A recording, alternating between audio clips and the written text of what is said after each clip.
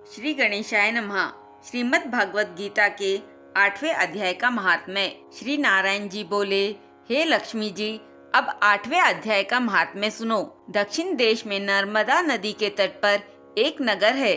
उसमें सुशर्मा नामक एक बड़ा धनवान विप्र रहता था। एक दिन उसने एक संत महात्मा से पूछा, हे ऋषि जी, मेरे संतान नहीं है। तब ऋषिवर ने कहा, तू अश्वमेध यज्ञ कर, देवी को भेंट में बकरा चढ़ा तो देवी तेरे को पुत्र देगी। तब उसने यज्ञ करने को एक बकरा मोल ले लिया, उसको स्नान करा के मेवा खिलाई। जब उसको मारने लगा तब बकरा कह कह शब्द करके हंसा।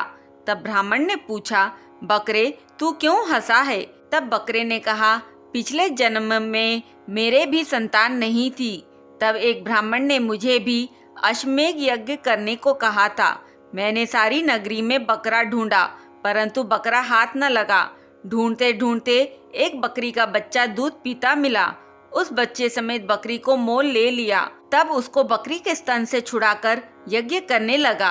तब बकरी बोली, अरे ब्राह्मण, तू ब्राह्मण नहीं जो मेरे पुत्र को होम में देने लगा है।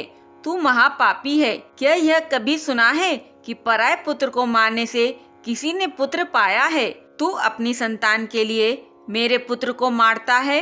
वह बकरी बहुत कुछ कहती रही, पर मैंने होम किया।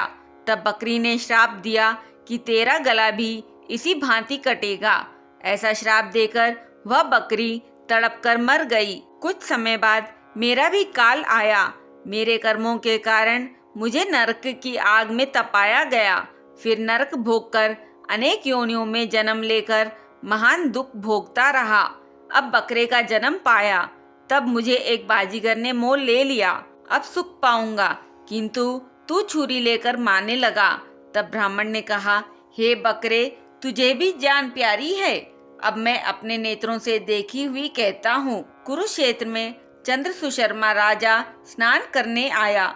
उसने ब्राह्मण से पूछा, ग्रहण में क्या दान करूं? उसने कहा, हे राजन, काले पुरुष का दान कर। तब राजा ने काले लोहे का पुरुष बनवाया। नेत्रों की जगह लाल जड़वा सोने के आभूषण पहनाकर तैयार किया।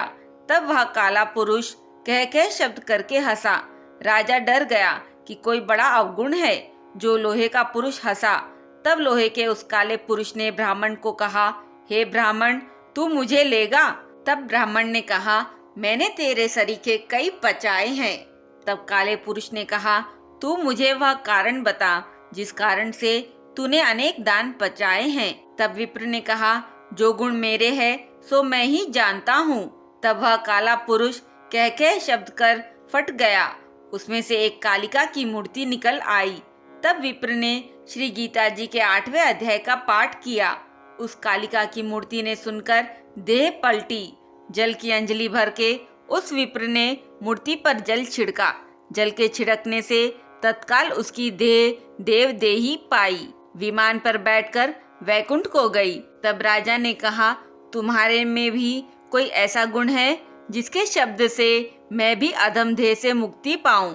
तब उस विप्र ने कहा, मैं वेद पाठी हूँ। उस नगर में एक साधु भी गीता पाठी था, जिससे 8वें अध्याय का पाठ सुनकर राजा की देह पलटी। तब राजा दिव्य देह पाकर वैकुंठ को गया और कहता गया, हे ब्राह्मण, तू भी गीता का पाठ कर, तुम्हारा भी उद्धार होगा।